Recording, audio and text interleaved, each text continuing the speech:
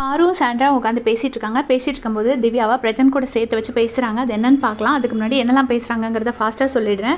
First வந்து பாரு சொல்கிறாங்க, என்ன நல்லா காப்பி அடிக்கிறா பார்த்தியா, அந்த தாலாட்ட வருவாளா ஸ்டெப், என்னை தாலாட்ட வருவாளா ஸ்டெப்பு போட்ட பார்த்தியா, நான் போடி அப்படின்ட்டு பேசாமல் இருந்தேன் அப்படின்னு சொல்கிறாங்க.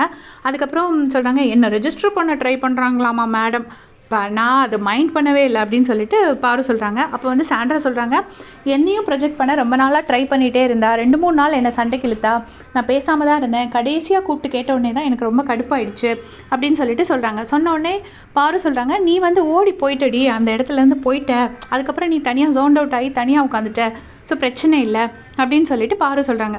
அதுக்கு சாண்ட்ரா சொல்கிறாங்க, ரம்யா வியானா இருந்தால் நான் அப்போவே பேசியிருப்பேன், நான் தனியாக இருந்தேன், நான் யாரும் இல்லாதனால தான் நான் தனியாக இருந்தேன்னு சொல்லிட்டு சொல்கிறாங்க. சொன்ன உடனே பாரு சொல்கிறாங்க, நீ அதுக்கு ரம்யா வியானா கூடயே க்ளோஸ் இல்லையே அப்படின்னு. அது வேறு அப்படின்னு சொல்லிட்டு அதை அப்படியே விட்டுறாங்க. அதுக்கப்புறமா சாண்ட்ரா என்ன சொல்கிறாங்கன்னா, அமித் கூட பேசும்போது நிறைய நியூ பெர்ஸ்பெக்டிவ் எனக்கு கிடைக்கிது அப்படின்னு. அதுக்கு பாரு சொல்கிறாங்க, ஆமாம் பாத்திரம் விழுறத பார்த்துருக்கு, என்கிட்ட நான் சொன்னேன் இந்த மாதிரி எனக்கு மட்டும் நிறைய பாத்திரம் விழுது அப்படின்னு சொன்னோடனே அமித் என்கிட்ட சொன்னார், உனக்கு மட்டும் பாத்திரம் விழுதுன்னு ஏன் நினைக்கிற, நீ வந்து க்ரை பேபியாக இருக்க அப்படின்னு சொல்லிட்டு சொன்னார் அப்படின்னு சொல்கிறாங்க. அதுக்கப்புறமா பாரு என்ன சொல்கிறாங்கன்னா, கமர்தனோட கேரில் நான் உருக்கிடுறேன்னு அந்த விஷயத்தெல்லாம் பற்றி பேசுகிறாங்க. அப்புறமா யார் எவிக்ட் ஆவான்னு பேசும்போது சுபிக்ஷாவாக இருக்கும் அப்படின்னு சொல்லிட்டு சொல்கிறாங்க. சுபிக்ஷா, அமித், சபரி, வினோதோட கிராஃபில் இம்ப்ரூவ்மெண்ட்டே இல்லை, வினோத் வந்து கிரிட்டிசிசம் அக்செப்ட் பண்ண மாட்டேங்கிறாரு, ஸோ வினோத் எவிக்டாக சான்ஸ் இருக்குது அப்படின்னு சொல்லி பாரு சொல்கிறாங்க. அதுக்கப்புறமா சுபிக்ஷா, கனி, விக்ரம், சுபி, திவ்யா, அரோரா, இவங்க எல்லாருக்கும், சபரி, இவங்க எல்லாருமே வந்து ரொம்ப கிரேயாக இருக்காங்க அப்படின்னு சொல்லிட்டு பாரு சொல்கிறாங்க.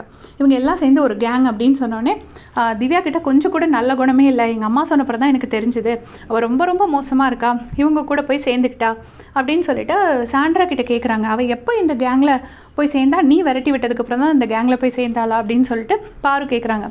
அதுக்கு சாண்ட்ரா சொல்கிறாங்க, பிரஜன் இருந்தவரை எங்கள் கூட இருந்தாடி, பிரஜன் போன உடனே அப்படியே போயிட்டா, அவளுக்கு என் கூட இருக்கிறதுக்கு இன்ட்ரெஸ்ட் இல்லை அப்படின்னோடனே, ஆமாம் உங்கள் கூட இருக்கும்போதே உன் கூட மட்டும் சண்டை போடுவாள்ல, பிரஜன் கிட்ட பேசுவாள்லன்னு.